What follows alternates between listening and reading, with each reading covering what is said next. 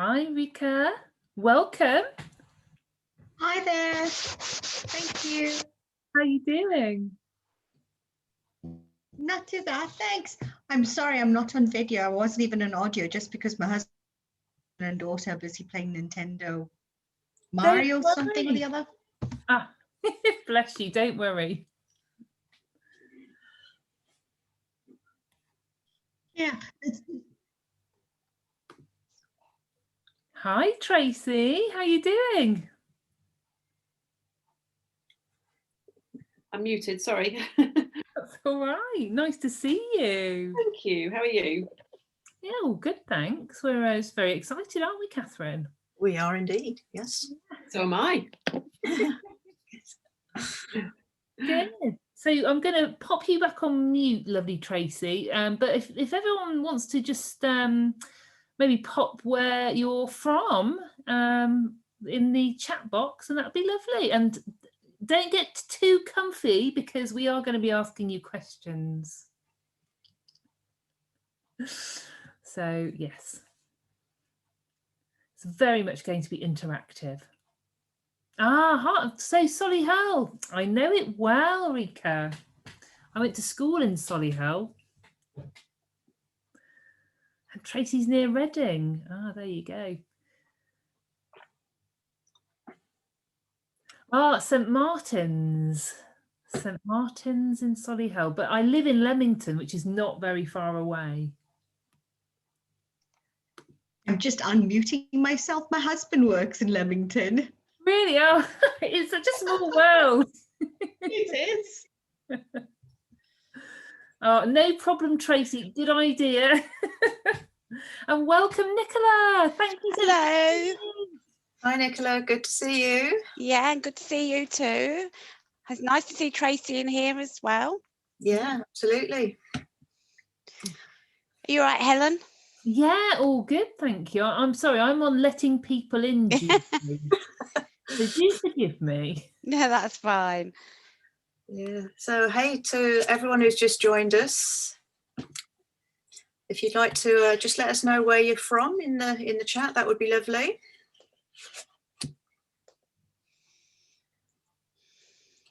We'll just give it a couple more minutes to let people in, and then we'll crack on. Indeed. Oh wow, from Las Vegas. Wow.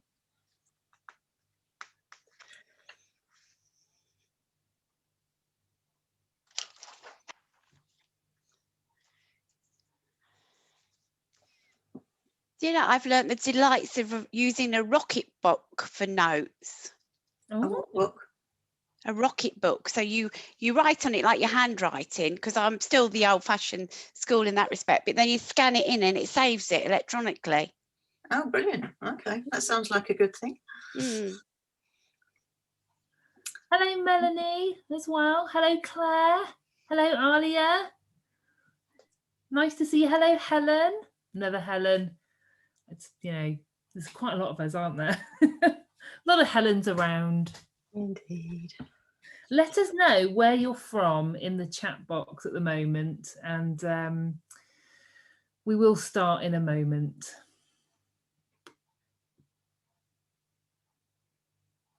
What do you think, Catherine? Shall we crack on now? Or do you think we should give it a minute? Let's just give it till 5 past, and then we'll get a move on. Okay. Alia's in London. Melanie's from Tring. Oh, I'm in Hertfordshire as well. I'm at Nebworth. So North Herts rather than West Herts, but there you go. I'm so chuffed that we've got someone from Las Vegas. I'm honoured. Thanks so much for joining us. An international gathering. Yeah, we can say we've got global reach now, Helen. This is true. Okay, I am going to share our screen in a moment, so I'll just get the tech sorted, and then are you ready for us to crack on, Catherine? Absolutely. Yeah. let's get going. Okay. I'll need to share screen. I'll just say, as we're going through the presentation, if you've got any questions at all, then do pop them in the chat box and we'll get to them at the end. But we may be asking you some questions as we go through. We totally will be. So don't get too comfortable there. Right, okay. Now, forgive me, Catherine, because I am going to have to I'm going to have to show everyone my non-presenting screen in order to be able to click present. No worries. I did try, but there we go. So, okay. So welcome everyone to our The Secrets to Writing a Great Business Book Masterclass. We're delighted that you can join us. And I guess, first of all, we should probably tell you a bit about ourselves. So I'm going to go first. I'm Helen Pollock.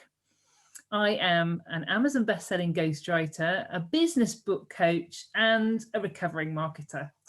So my career up until just a few years ago was marketing and mostly PR. And I went into PR because I love writing. And I set up my own PR consultancy a few years ago, and quite soon an existing client asked me if I'd be interested in writing his second book for him because he no longer had time. So I had a good old think about it, and I thought, well, yeah, I would love to, and so I did. And here we are. And then soon after that, people started coming to me saying, well, actually, I want to write my own book, but I know I'll need a bit of help, a bit of support and accountability. So do you think maybe you could help me with that? And I had a good old think about it and decided, well, yeah, I can actually. So so that's me. I've worked for companies like Aston Martin and the Royal Shakespeare Company. I was head of marketing and PR for a well-known computer games company for a while. So I think I offer a really useful combination of skills in that, you know, I can help people to write their books, but I also have a lot of marketing experience. And I don't think there's many people doing what I do who can say that. So anyway, passing on to Catherine. Hey everybody, so I'm Catherine Williams and I've been working in the publishing industry for, well, as you can see, quite a long time. And ironically, I actually started out working for a tiny family-owned company who were helping authors to self-publish. And this was at a time when it was really rather denigrated and deemed to be vanity publishing and not proper publishing at all. But thankfully times have changed and now it's much easier to self-publish your own book. So I'm on a mission to make sure that all the books I work on are beautifully easy to read. And we'll come on to how that's achieved a bit later on. And one of my best qualities, I think, is that I'm virtually unflappable, and you'll find that's a good quality to have in somebody who's looking after your book for you. Absolutely, she really is, you know. So I'm going to cover the first part of the agenda pretty much. So the first thing we're going to talk about is, well, why write a business book? What's it going to do for you? Next up is the importance of defining your audience, and that's kind of marketing part one. We're going to talk about book structure and how to get your book written. And then I'm going to pass over to Catherine for the importance of editing. Yep, and then I'll be carrying on with a little bit about the design considerations and the importance of proofreading, what's involved in actually getting your book produced and published, and the importance of having your own ISBN as well. And then we'll be moving on to the second part about marketing, and finally the questions and answers. Indeed. So with no further ado, let's answer the question, why write a business book? So to enhance your authority, that's for sure, and to give you more credibility in your field. The thing that our clients say the most often when we ask them, well, what did your business book do for you? Is they say it opened doors. So that might be you want to get more high profile speaking gigs and that kind of thing. And having a book with your name on it will help you to do that. And I think Catherine and I have often talked about this. There is still quite a significant reverence for books and for being an author. And so having your own business book is going to really help you and act as a great kind of, it's almost like a business card, isn't it? For you and your business. So it's like the ultimate sales tool. So, you're probably thinking, well, it's all very well you saying that, Helen. Yes, absolutely. So we asked our clients a very important question. Has your book had an impact on your sales? Now, Richard, who is a repeat customer, said, yes, without a doubt. And Bronwyn said, yes, it has given me confidence and it's helped her with her online program sales. But don't expect to make money from direct book sales. I'm afraid to say that you can't expect to get rich by writing a business book from the sales of the book itself. The benefits will be mostly in indirect sales because of those things that we mentioned before, the enhancing of the authority and credibility, and the opening of doors.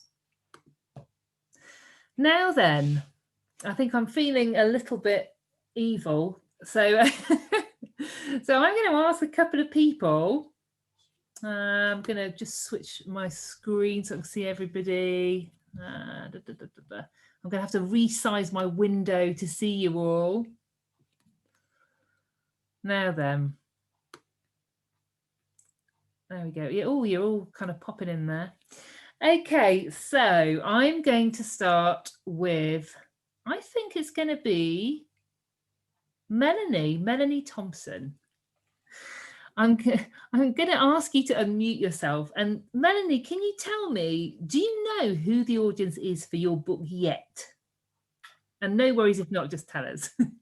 Hi, yeah, I do know who the audience is. I'm a book editor and my book is for other book editors because I've done a big piece of research and I need to write it into a book. Fantastic, that's brilliant. Thank you. And good to have another member of the sector in the audience. I'm not proofreading your slides, I promise. Oh God. No, I'm really not. I'm going back on mute now. Oh, thank you, Melanie. Righty ho. So how about Gillian? Gillian, would you like to unmute yourself and tell us whether you know who your audience is for your book yet?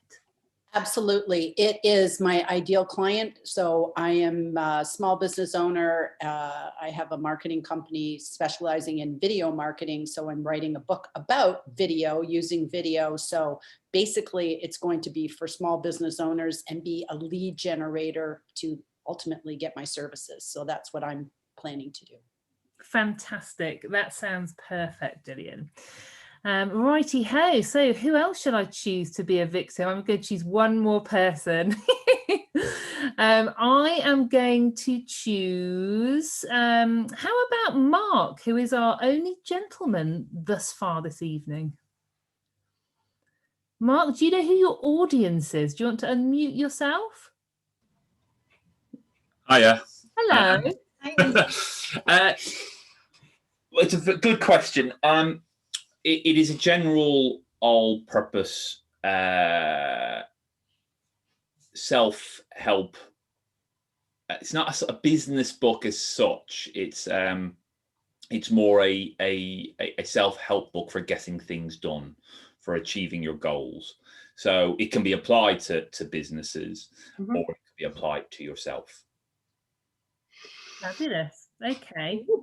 Thank you for telling us about your book. That's great. Okay, now I'm going to carry on. So where are we? So yeah, it's really, really important to define your audience.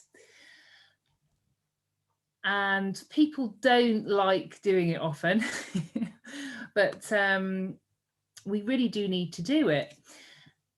The reason for that is that it will help you to make all the many decisions that you've got to make along the way when you're both writing and kind of going through the design and production process as well. So a lot of people will push back when we're like, you've got to choose one reader avatar, and they're like, but I want 3. And do you know what? There are occasions when 3 avatars, you know, usually customer avatars, and we speak to a lot of obviously entrepreneurs. So for many of our customers, their reader avatar is their customer avatar, their business's customer avatar, like Gillian. So it can be useful to have more than one avatar. If, say, you're a business that sells to, I don't know, sells to retailers who would then sell your product to consumers, and you sell to consumers directly. So then you have 2 completely different business models, and therefore you'll have 2 completely different customer avatars. But for the vast majority of business book authors, they will have one reader avatar for this one book. And we need to really go into detail. So, you know, think about gender, age, marital status, where they live, what their interests are. And obviously when it comes to the book, you want to be thinking about what pain point is your book solving for your reader. And knowing those things will really, really help you, as I say, to make those decisions that might otherwise be quite tricky.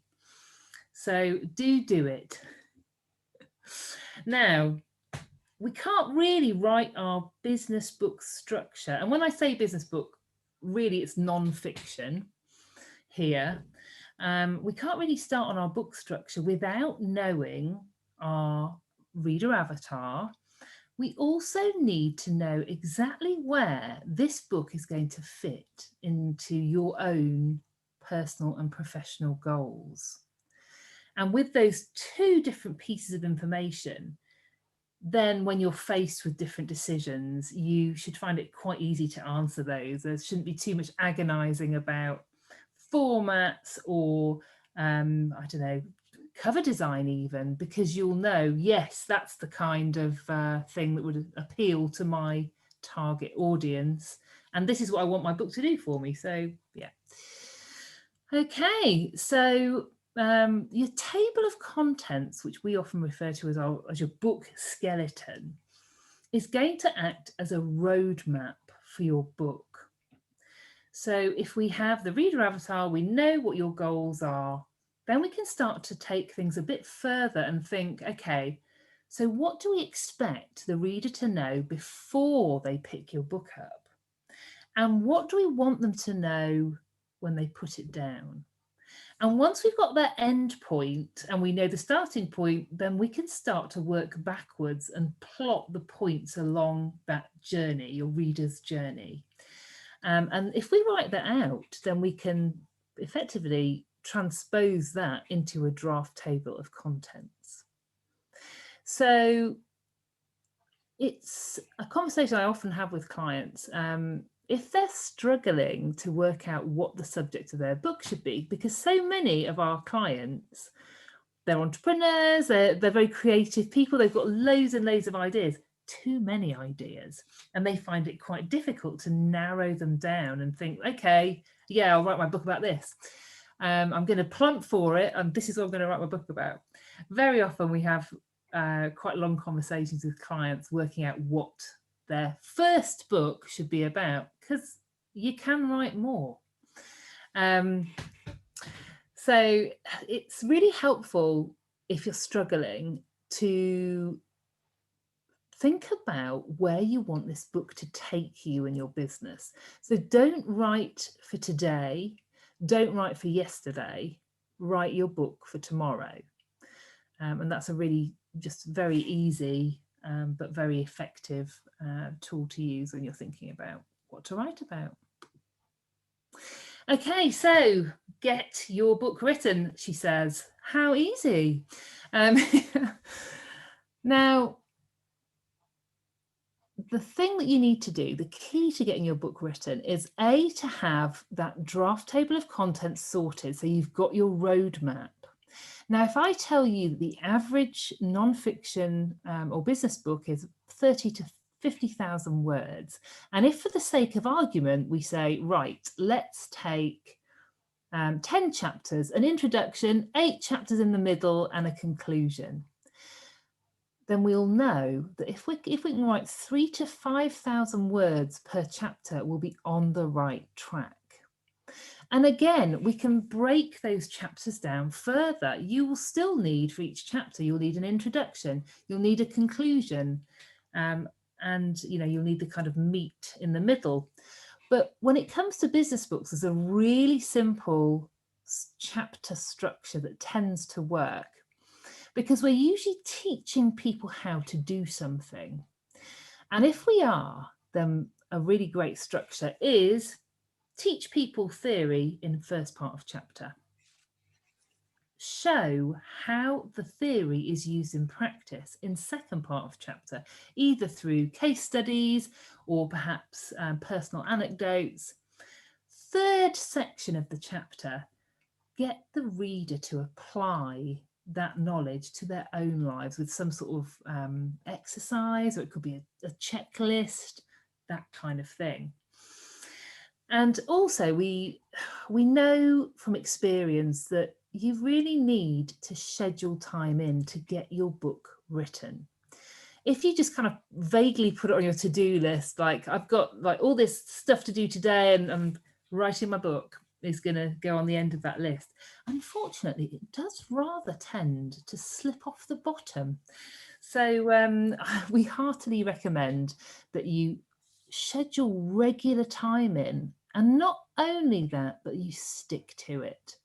So that might be, you get up for an hour early for a few months and do an hour every morning on your book, or it could be you can put aside half a day, but just stick to it.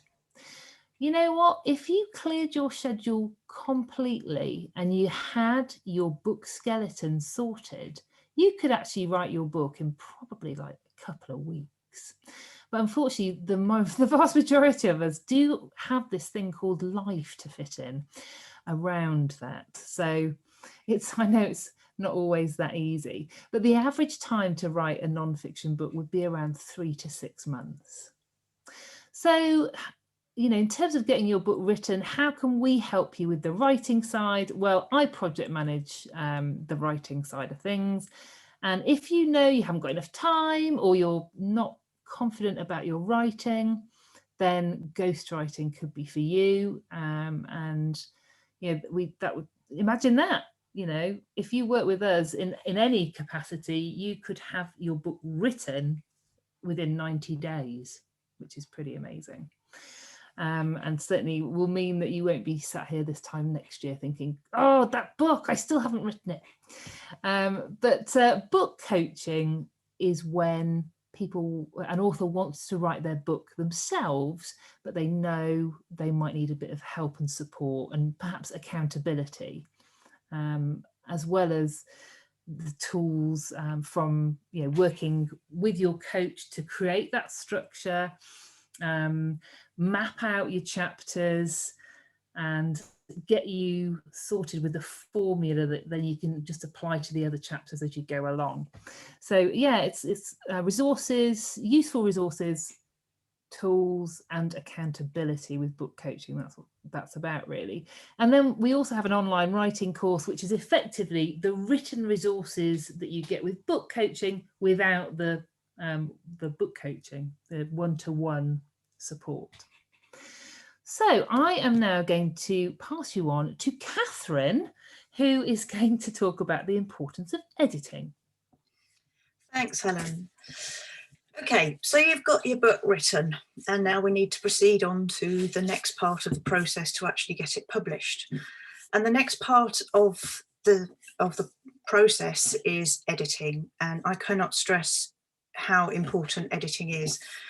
You may be the best writer in the world, and you may have had your book redrafted a few times, and it's been read by your mum and your dad and your best friend, and possibly even you've got a friend who's an English teacher to read it, but they're not trained editors, and a trained editor will be the best person to go through your book and make sure that it is all the spelling's correct, the grammar is correct, any jargon is explained, it's punctuated correctly, all the facts in it are correct. I mean, I don't suppose anything would be factually incorrect, but just in case, you know, things like that do get checked. Making sure that it's the same tense throughout and you're not changing tense mid-paragraph. Making sure that you've got the same point of view throughout, and also consistency with style, and making sure that you do actually genuinely take your reader from start to finish through the process that you want to teach them, and make sure that that is easily understood as well. So I'm sure Melanie will back me up on the importance of editing. Moving on to the design considerations, essentially with our main packages that we help you to produce a printed book and a digital book. And you need a cover for both of those. So the front cover effectively becomes an ebook cover. And we also need to talk about page layout and the formats for that. And then there's ebooks as well. So with book covers, we need to help you by working with our cover designers to help your book to stand out from the crowd. And we will need you to help us with that process by thinking about what would make your ideal audience want to buy your book. So it needs to be clear what it's about. So we need to come up with a brilliant title, a nice strapline for it that tells them, you know, does what it says on the tin. It's going to take you on this journey, and by the end of it, you'll be able to create videos or help yourself to achieve everything that you want to do. And it's also helpful if you can find examples of styles of cover that you like and that you think your audience would like as well. And all of this helps us to brief our cover designers effectively, so that you end up with a cover that you're totally happy with. And it's an iterative process. You know, there'll be some concepts and you can choose between them, and we can put a variety of typefaces on the cover, and you can mix and match and decide, oh, you know, you want that typeface with that visual, to make sure that you're totally happy with it at the end. And the other part of cover design is the blurb that goes on the back. As I said earlier, I've been in the publishing industry for a long time, and to my mind, what makes somebody pick a book up is the visual of the cover, but what makes them decide to buy it is the blurb on the back, or on screen if you're in Amazon or another online book retailer. So that's important to think about as well. Page layout, that's the main bit that I do personally. I will work with you to make sure that you're totally happy with how your book looks, and we will discuss the page sizes, which can range from you know, coffee table books through to the, you know, tiny pocket dictionaries sizes, and everything in between. But we'll make sure that you get the appropriate size for your book.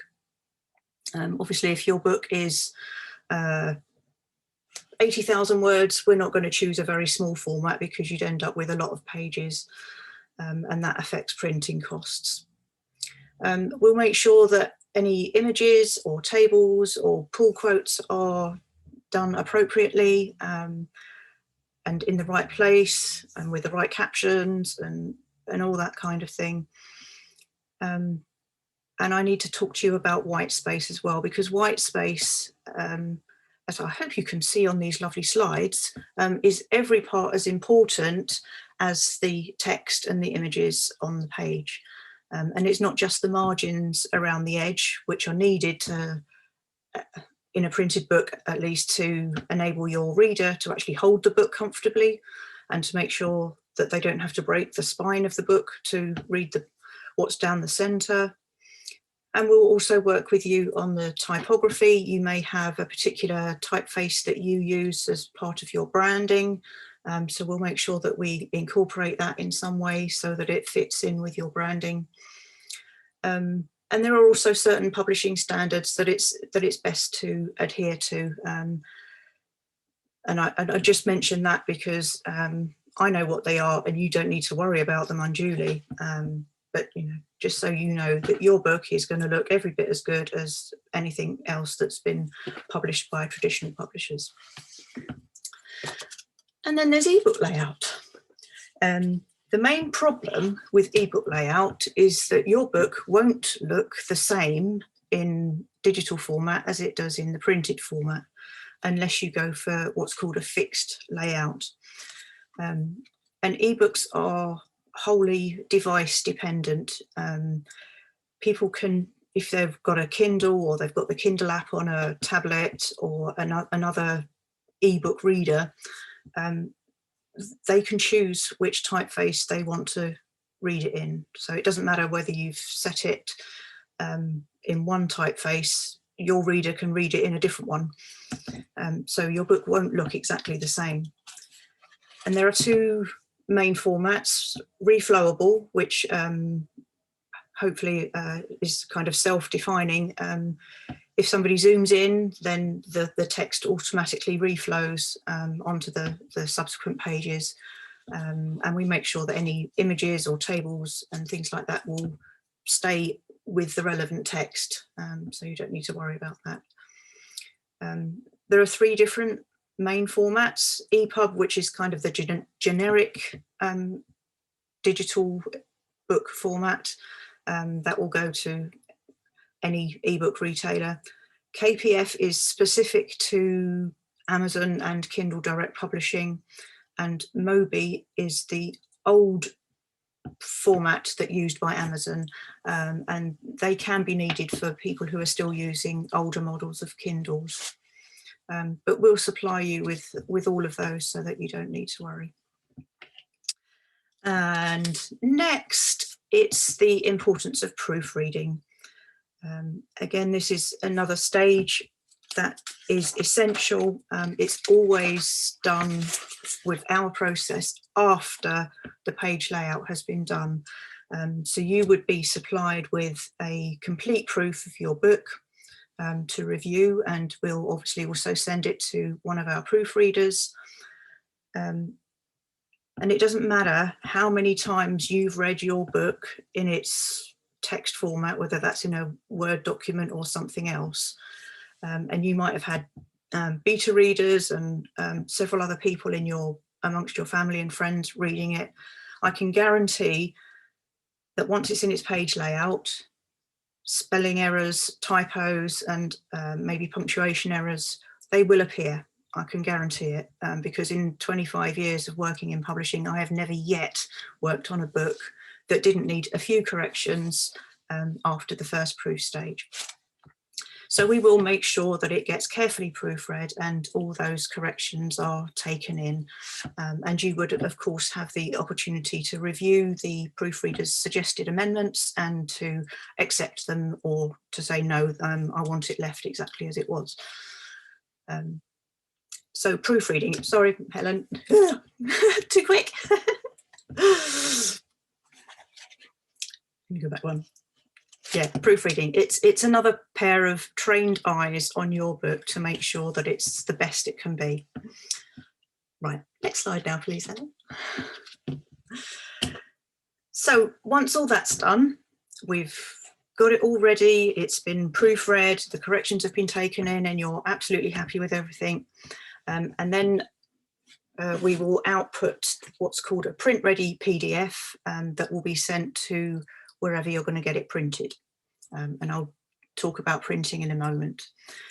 You'll also have your ebook files, and if you choose to, we can also arrange for you to speak to somebody who can help you with producing an audiobook. And it's well worth considering, because audiobooks have grown exponentially over the last few years. More and more people are consuming their books, are reading their books by listening to them. And then, of course, we need to look at printing and distribution. The vast majority of self-publishing authors use Kindle Direct Publishing, KDP, which is Amazon, and a company called Ingram Spark, who can help you to distribute everywhere else. Now, print on demand, it does what it says on the tin. Somebody orders a copy of your book, it gets printed and it gets sent out to them. And both KDP and Ingram Spark have locations in various places, so it would be printed in the location nearest to where the person who's bought it. So if you're in the States, it will get printed in the States. If you're in the UK, it will get printed in the UK, and so on. And you can get global distribution through these platforms. And you pay for the printing, but you earn royalties on the books that you sell. And you, by and large, you would get a larger royalty than you would with a traditional publisher. There are other printing options in terms of what we might call traditional printers, where you can get several copies done at once. And we've got a couple of companies that we recommend if you choose to take that route.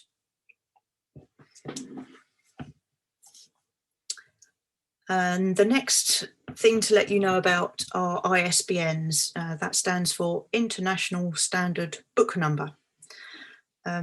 Because to our minds, you are the publisher of your book, and having your own ISBN is an essential part of that, because it means that you can control every single part of the publishing process. It's the unique identifier for your book.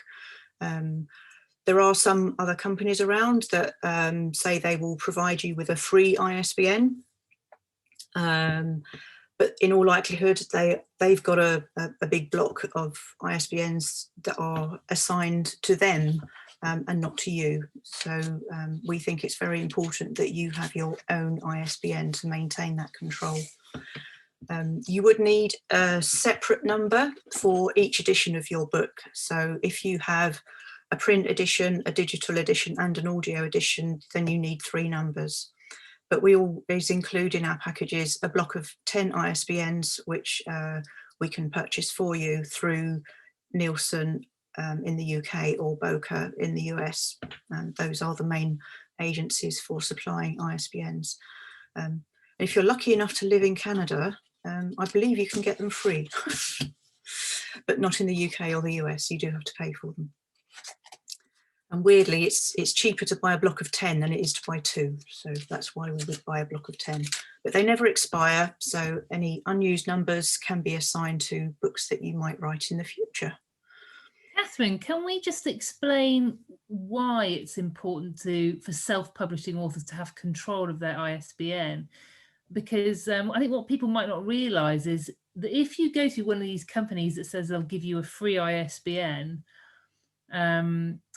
that they then own, what that means is if they go bust, although you have copyright of your content, you wouldn't be able to reprint your book.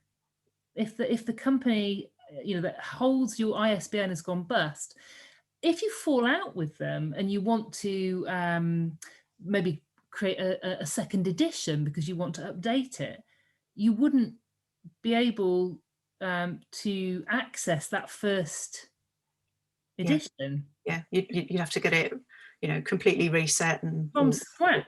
Yeah.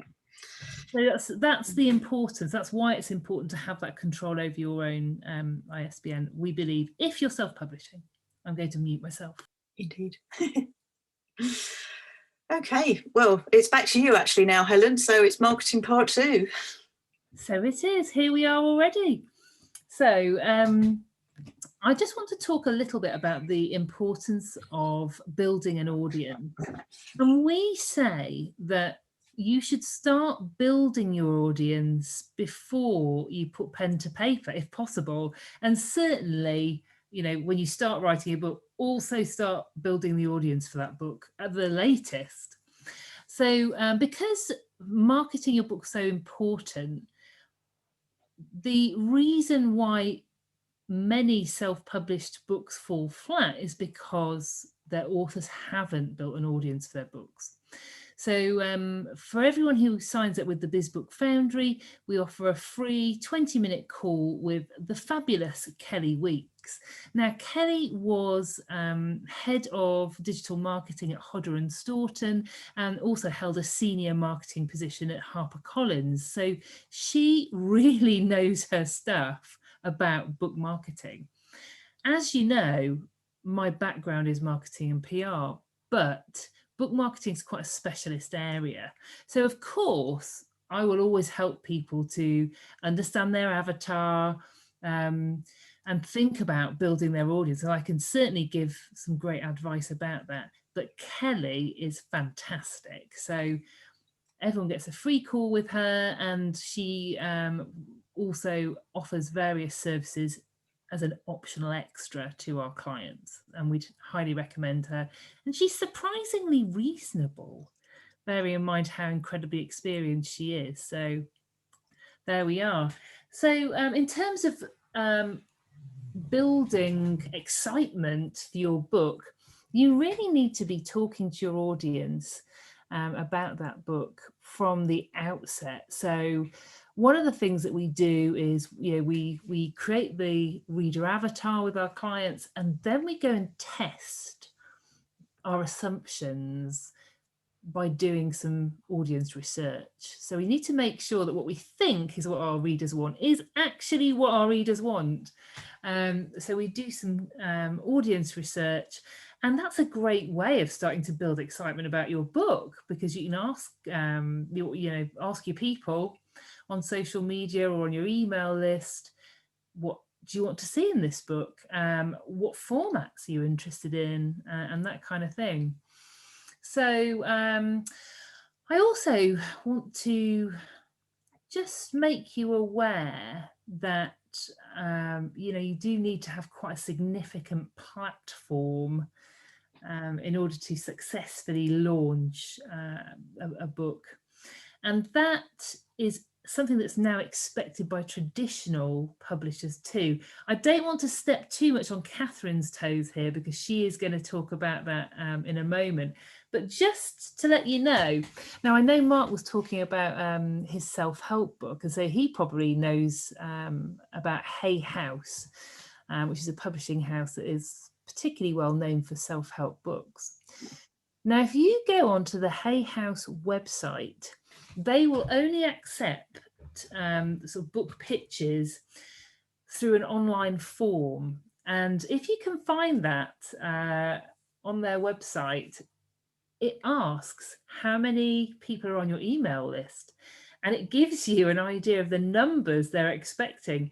And they also ask how many thousands of followers do you have on social media.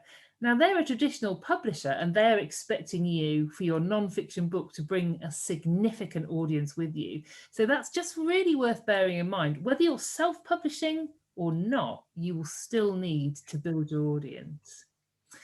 So one really important thing to say is that we need to, whenever we're marketing our book, we need to sell the outcomes. So I think, generally in marketing, people like to talk about kind of the processes, but don't do that. Sell the outcomes for the reader of reading your book. Okay, so I'm going to hand back over to Catherine now to talk about the benefits of self-publishing. Absolutely. So the main benefit of self-publishing is the time it can take for you to get from starting to write your book to actually getting it published, because it can be done in 6 months, start to finish.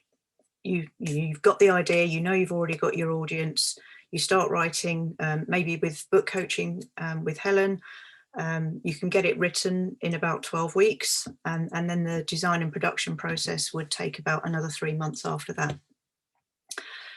So if you try to go to a traditional publisher, it's actually quite difficult to get accepted by a traditional publisher. Most traditional publishers will be commissioning non-fiction rather than just accepting things on spec, or you need to find an agent who will accept you as a client and make bids on your behalf to the publishing companies.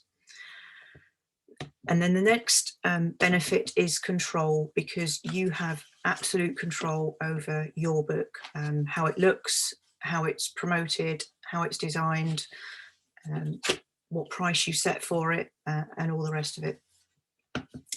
And the other benefit is that it's much easier to update it and reissue it when you've self-published, especially with digital editions. You know, you might find that somebody notifies you about an error. They're usually fairly minor by then, but if it gets pointed out, you know, the correction can be made and the new file can be uploaded, and then your next book that is printed and sent out will be perfect. So there are lots of benefits of self-publishing.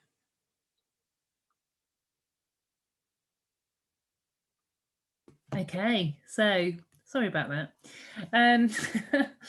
So if you're ready to invest in your great business book with us, then I'm just going to very briefly run through our packages. So there's ghostwriting, that's where we write the book for you.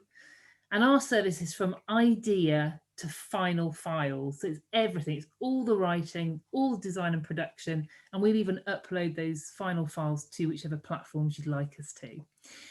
So ghostwriting is we write the book for you. Book coaching is you write the book, but I help you to do it by coaching you through that. So we work together to create that book skeleton, and then you speak to me every fortnight and I'll give you homework, and I will be telling you off if you haven't done what you're supposed to do. So the final option is, if you're really on a budget, then the online course is our lowest priced option. That's all the written resources from the book coaching and some videos of me talking those through, but you don't get the one-to-one support that I would give through normal book coaching. So today for you guys, we have created a special free call for you that for 10 people maximum, it's for a reader avatar audit call with me and Catherine. Now, normally our kind of book idea chat calls are like 15 minutes max, and we're really busy at the moment, but we've created 10 slots for an extended 30-minute call with me and Catherine in the next 2 weeks from Monday, and you'd have to book in the next 7 days to access one of those slots. And you'll just be able to talk through a whole load more stuff in half an hour, whether that's if you want to have a reader avatar audit, because it is so important, then that's fine. But if you'd rather talk about other stuff, then that's fine too. But it's just for you. I also said that we would give you a pre-book writing checklist, and I'm going to put that into the Member Vault product tomorrow, and I'll also put the replay link in there too, as soon as Zoom has processed that. But don't worry, I'll send you an email with all that stuff tomorrow. So Don't need to remember it. So all of our packages include project management, support and guidance, editing, design by Catherine, proofreading, indexing, which is very important for non-fiction books because people don't necessarily read in a linear fashion. If you think about a non-fiction book, you know, people might only need to read parts of it, not the whole thing cover to cover. So an index is really useful for a non-fiction book. So production of files for print and digital editions, a block of 10 ISBNs, because it's one of those weird things where like one, or I think it's the smallest block you can get is 3. Is that right, Catherine? No, you can buy them individually, or you can buy a block of 10, or you can buy a block of 100, or you can even buy them in the thousands if you're a mega publisher that needs that number. Yeah, but it's 10 is the minimum block, but it's cheaper to buy 10 than it is to buy 2 individually.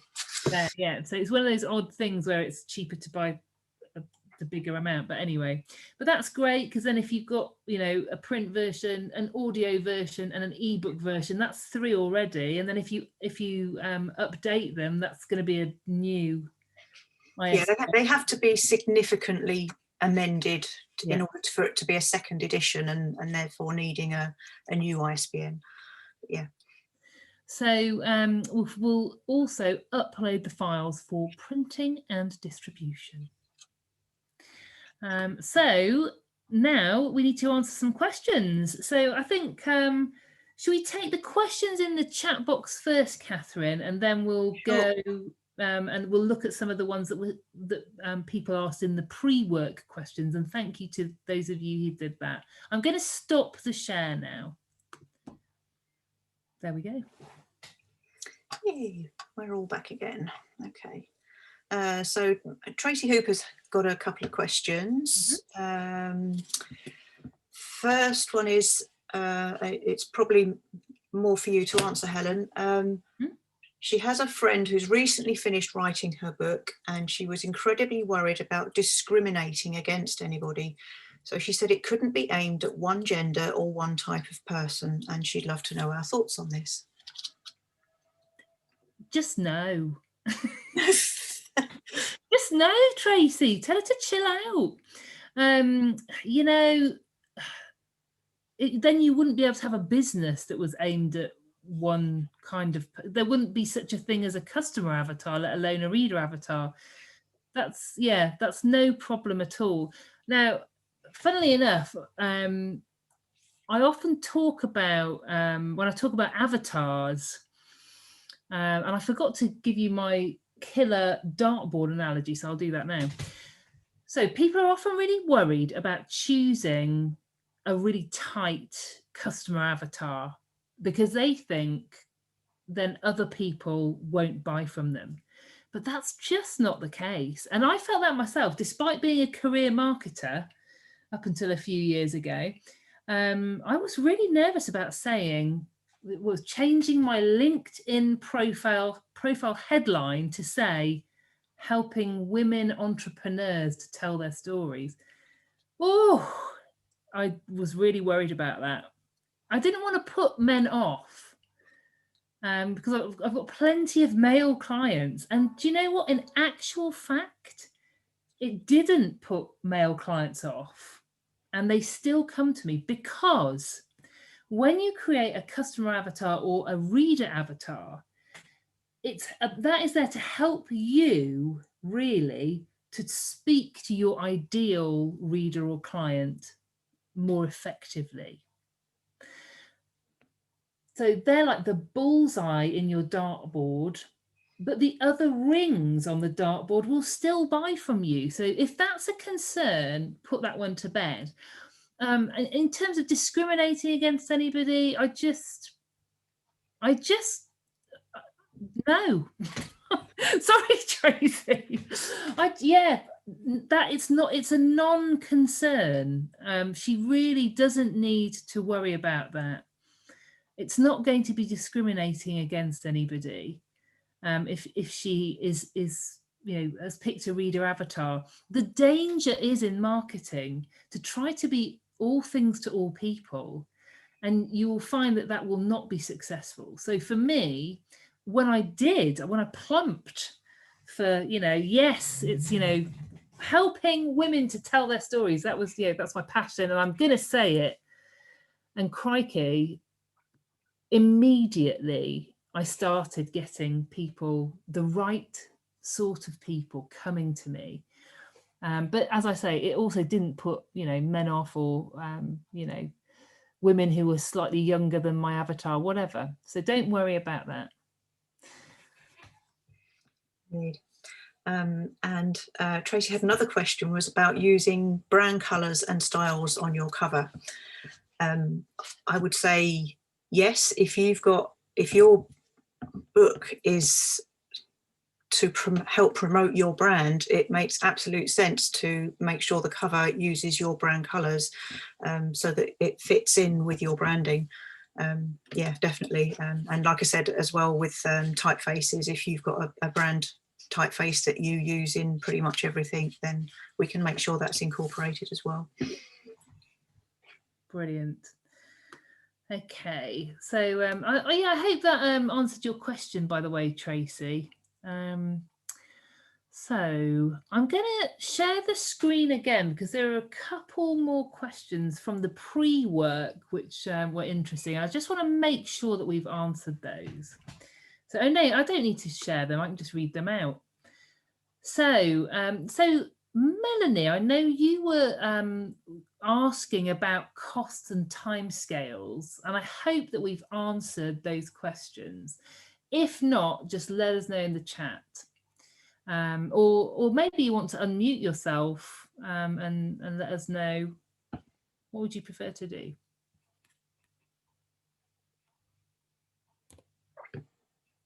Whoops. Hello. Hello.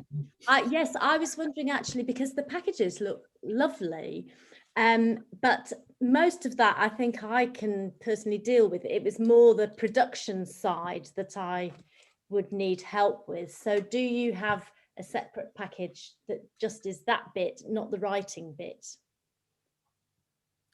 Yeah, we can absolutely take care of that, can't we, Catherine? Absolutely. Yeah.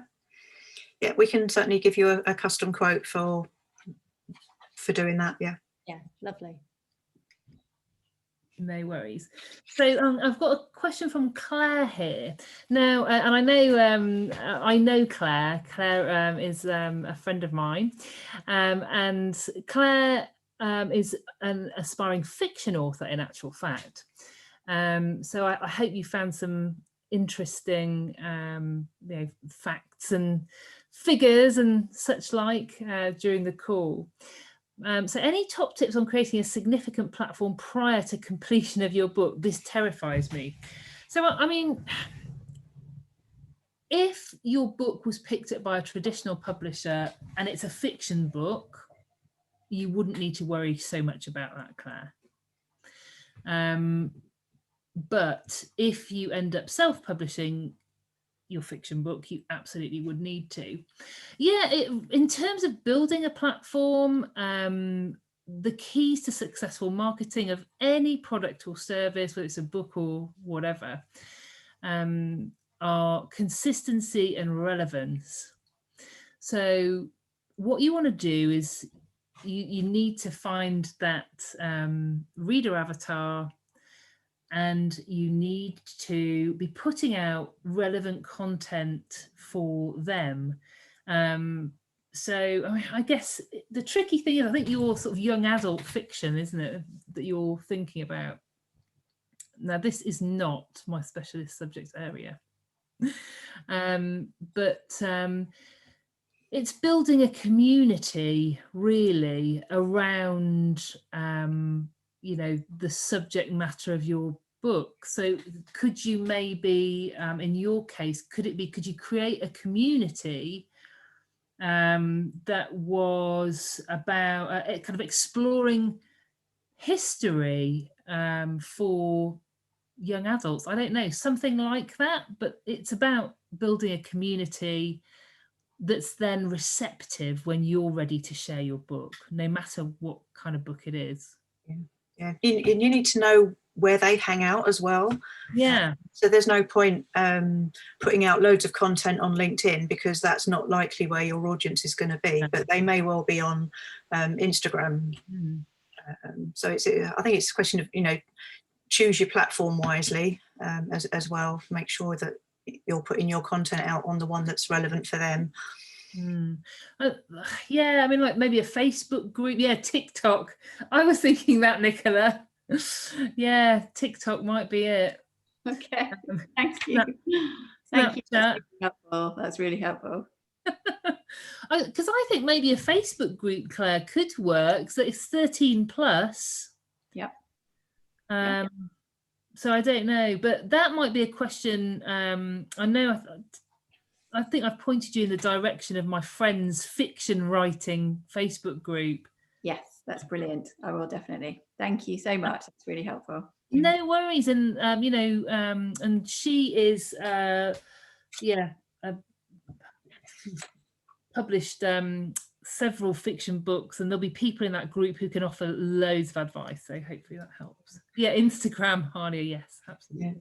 Yeah. Another tip would be to go and have a look at the Alliance of Independent Authors website. It used to be free for authors, and they do charge an annual membership fee now, but it's well worth it if you're going to pursue this as a career, or as a, you're really going to go for it in getting your book out. That there's a huge amount of advice and support on that site. I'll type that into the chat as well. So wonderful. Thank you so much. That's really helpful. Pleasure.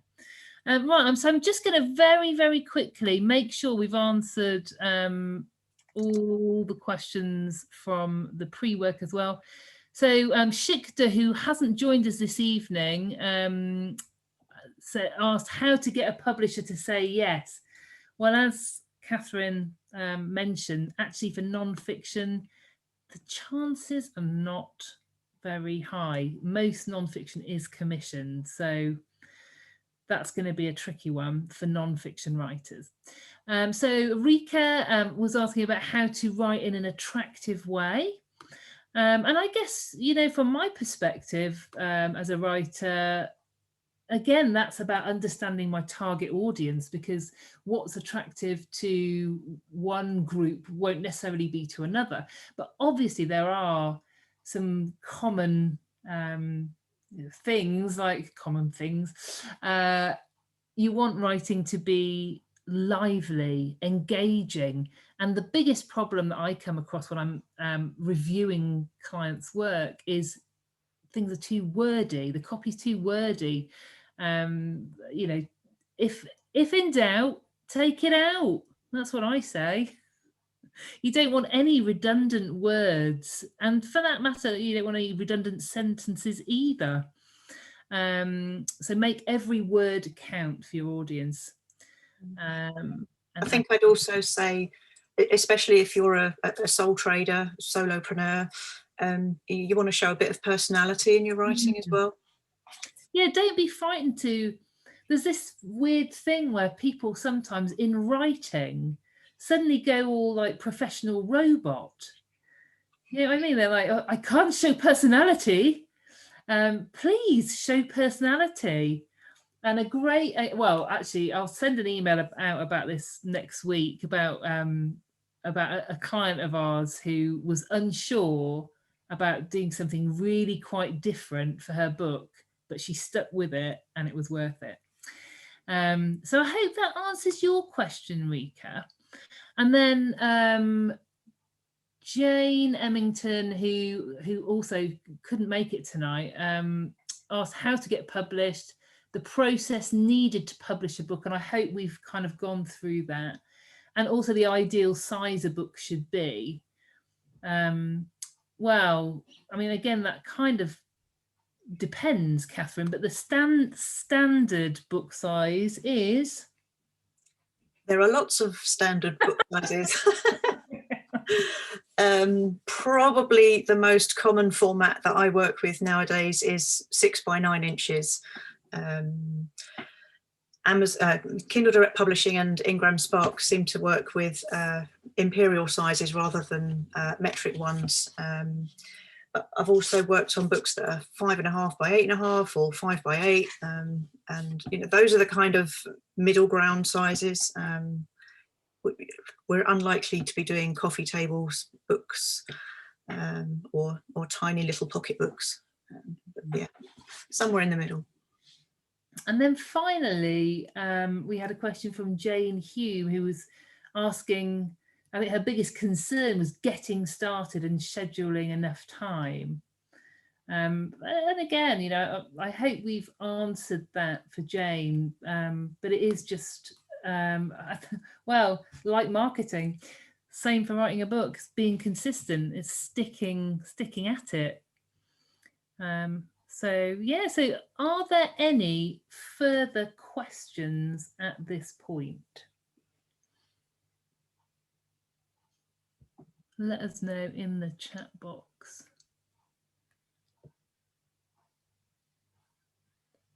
Doesn't look like it. So I'm going to, I thought I could actually add in a file. Yeah, I can add a file. So that's what I need to do. I need to add a file here with the reader avatar worksheet that I promised that you guys could have. So just going to find that for you.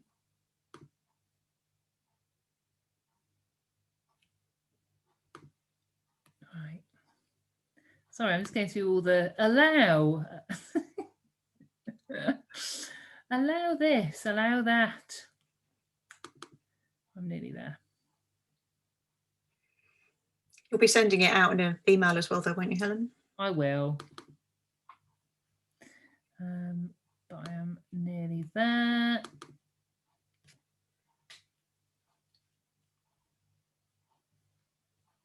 Yeah. Hurrah! I'm also going to put the pre-book writing checklist. Oops. Where am I? There you go. No, I'm going to have to send it out to you in an email, I think. Oh, no, hang on. Let's see if I can do it with this. This should be easy, right? Right. Yeah, sharing. Apparently. Yes. Yeah, there you go. Shared. So this one's just for you, you guys, and I hope you enjoy it.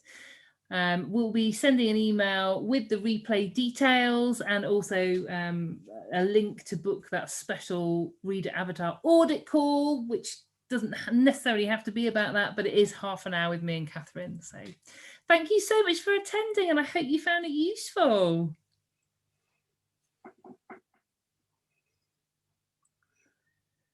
How about you, Catherine? Yeah, I think that went fairly well, didn't it? I think so. So thanks so much, everyone, and we will say goodbye for now, and we will be in touch with the replay details and everything else very soon. Thanks a lot. Bye for now. Bye. Bye.